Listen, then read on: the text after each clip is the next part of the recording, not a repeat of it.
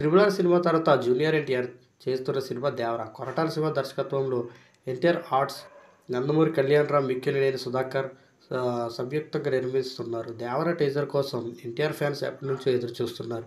చిత్రబృందం కూడా టీజర్ బాగా నచ్చింది. త్వరలోనే విడుదల చేస్తున్న దేవర టీజర్ వచ్చేసింది. మొత్తం 80 సెకన్లు ఉంది. ఈ టీజర్లో జూనియర్ ఎన్టీఆర్ విధ్వంసం కనిపించింది. సముద్రాన్ని చూపిస్తూ ఆ సముద్రంలో ఓడ, దానిపై దొంగలు దాడి చేయడం, వారిపై తారక్ పోరాటం ఇది దేవర టీజర్లోనే కనిపించిన ప్రధానమైన విషయాలు. సంగీత దర్శకుడు అనిరుద్ రవిచంద్రన్ ఓ ఇంగ్లీష్ పాటతో జస్ట్ మొత్తం చూపించడానికి ప్రయత్నించాడు. అతని త్రిబుల్ ఆర్ పాటల్లాగానే చాలా పవర్ఫుల్గా ఉంది.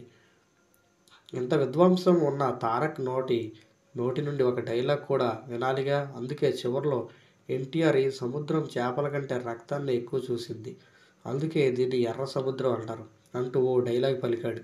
విజువల్గా ఈ సినిమా చాలా రిచ్గా అనిపించింది. యాక్షన్కి పెద్దపీట వేశారు.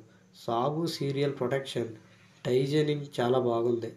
2020 దేవరదే అని నమ్ముతున్న వాళ్లకు ఈ టీజర్ ఉత్సాహాన్ని కలిగించడంలో ఎలాంటి సందేహం లేదు. ఈ వీడియోని ఎక్కడితో ఎండ్ చేస్తున్నా. Thank you.